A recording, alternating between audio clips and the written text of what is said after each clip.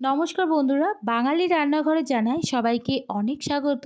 তো আজকে আবারও একটা নতুন মিষ্টি রেসিপি নিয়ে আসলাম।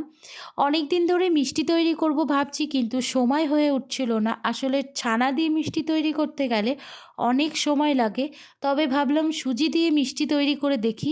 আর এত সুন্দর হয়েছে মিষ্টিটা, অনেক সফট, অনেক জুসি হয়েছে। এই শীতে এই মিষ্টিটা বাড়িতে তৈরি করতে পারেন। বানানো খুব সহজ আর খেতেও অসম্ভব সুন্দর হয়। তো চলুন এত সুন্দর মিষ্টিটা বানানো শুরু করি।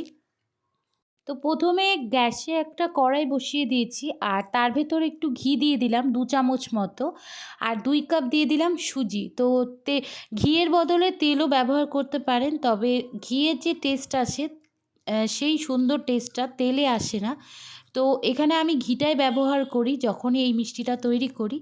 তো ভালো করে সুজিটাকে ভেজে নিতে হবে। একটু ভেজে নেওয়ার পর এর ভেতর 2 চামচ মতো ময়দা দিয়ে দিলাম।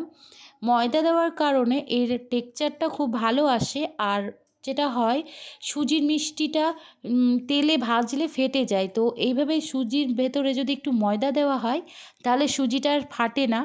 তো ভালো করে আমি দেখতে পাচ্ছেন এটা প্রায় 1 থেকে 2 মিনিট আমি ভেজে নিয়েছি। তারপরে এর ভেতর জল দিয়ে দিলাম। জলটা তাড়াতাড়ি দিয়ে ভালো করে নাড়াচাড়া করতে হবে, নাহলে এরকম দলা পেকে যেতে পারে। তো আমার হালকা একটু দলা পেকে গেছিলো, পরে আবার যেটা আমি ঠিক করে নিয়েছি। তো এইভাবেই খুন্তি দিয়ে অনবরত নাড়াচাড়া করতে থাকতে হবে। কিছুক্ষণ পর দেখুন এর একটা সুন্দর ডো তৈরি হয়ে গেছে। তো আমি এটা গ্যাস থেকে নামিয়ে নিয়েছি আর একটু ঠান্ডা করে নিয়েছি। হাতে দেওয়ার মানে সহ্য করার মতো একটু ঠান্ডা করতে হবে। বেশি ঠান্ডা করলে আবার এটা ভালো করে মাখা হবে না। তো তার জন্য অল্প একটু ঠান্ডা করে এটাকে খুব ভালো করে আমি মাখিয়ে নিয়েছি। দেখতে পাচ্ছেন খুব সুন্দর করে এটা মাখা হয়ে গেছে। এবার আমি এটা 5 মিনিটের জন্য সাইডে রেখে দিলাম। আর মিষ্টির শিরাটা এবার তৈরি করে নিচ্ছি। তার জন্য একটু জল বসিয়ে দিয়েছি পরিমাণ মতো, আর তার ভেতর 1 কাপ চিনি দিয়ে দিয়েছি, আর 2টো এলাচও দিয়ে দিয়েছিলাম। তো মিষ্টির শিরাটা আমার তৈরি হয়ে গেছে। এবার এটা আমি ঢাকা দিয়ে সাইডে রেখে দিচ্ছি। আর সুজির ডোটা নিয়ে এবার বেলনা দিয়ে একটু বেলে নিচ্ছি। আর ওপরে আমি বেলনাতে একটু ঘি মাখিয়ে নিয়েছিলাম যাতে ভালোভাবে এটা বেলা যায়। তো যেহেতু সুজি চারিপাশটা একটু ফেটে যেতে পারে, তো এটা ভয় পাওয়ার কোনো দরকার নেই। হাত দিয়ে একটু চেপে চেপে আমি ঠিক করে দিয়েছিলাম। এবার একটু ঘি মাখিয়ে নিচ্ছি। আর এটা খুব বেশি পাতলা করা যাবে না, তাহলে মিষ্টি ভাজার সময় যেটা হবে মিষ্টিগুলো ফেটে যেতে পারে। তাই একটু মোটা করে বেলে নিয়েছি। এবার আমি চৌকো শেপ করব, তার জন্য একটু কেটে নিচ্ছি। আপনারা যে কোনো শেপ এটা দিতে পারেন। তো আমি একটুখানি অন্যরকম শেপ দেবো বলে এইভাবে চারিপাশটা কেটে নিচ্ছি। আর যেগুলো আমি কেটে সাইডে রাখলাম সেগুলোও আবার আমি পরে ব্যবহার করব। তো এখন ঠিক এইভাবেই চৌকো চৌকো করে কেটে নিচ্ছি।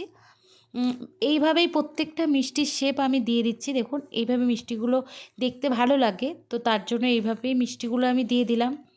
তো প্রথমে এইভাবে আমি সব মিষ্টিগুলো তৈরি করে নিয়েছিলাম। আর যেই সুজিগুলো আমি বাদ দিয়ে দিয়েছি পরে সেগুলো আবার বেলে মিষ্টি তৈরি করে নিয়েছি। তো এখানে আমার সব মিষ্টি তৈরি হয়ে গেছে। এবার কড়াইয়ে তেল বসিয়ে দিয়ে তেলটা যখন হাই হিটে গরম করে নিতে হবে, আর ভালো করে গরম করার পর সুজিগুলো ভাজতে হবে। আর তেলটা একদমই লো করা যাবে না, মানে গ্যাসটা তেল গরম একদমই ঠান্ডা করা যাবে না, মানে হাই ফ্লেমে এটাকে ভাজতে হবে, না হলেই সুজি ফেটে যেতে পারে। তো ভালো করে আমি এটাকে ভেজে নিয়েছি হাই ফ্লেমে, আর খুব বেশি সময় লাগেনি। তো ভাজার পরেই আমি মিষ্টি শিরার ভেতর দিয়ে দিচ্ছি।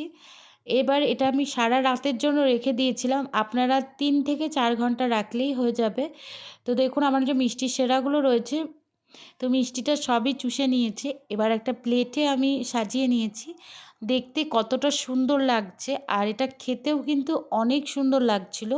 তো বাড়িতে এরকম রেসিপি তৈরি করতে পারেন, বানানো অনেক সোজা। ছানাতে সবসময় পারফেক্ট মিষ্টি তৈরি হয় না। তো তার জন্য আমি আজকে একটু চেষ্টা করলাম সুজি দিয়ে। তো মিষ্টিটা খুবই সুন্দর হয়েছিল, বাড়িতে ট্রাই করতে পারেন। আর যারা এখনও আমার চ্যানেল সাবস্ক্রাইব করেননি তাদের কাছে অনুরোধ রইল আমার চ্যানেলটা প্লিজ সাবস্ক্রাইব করে দিন।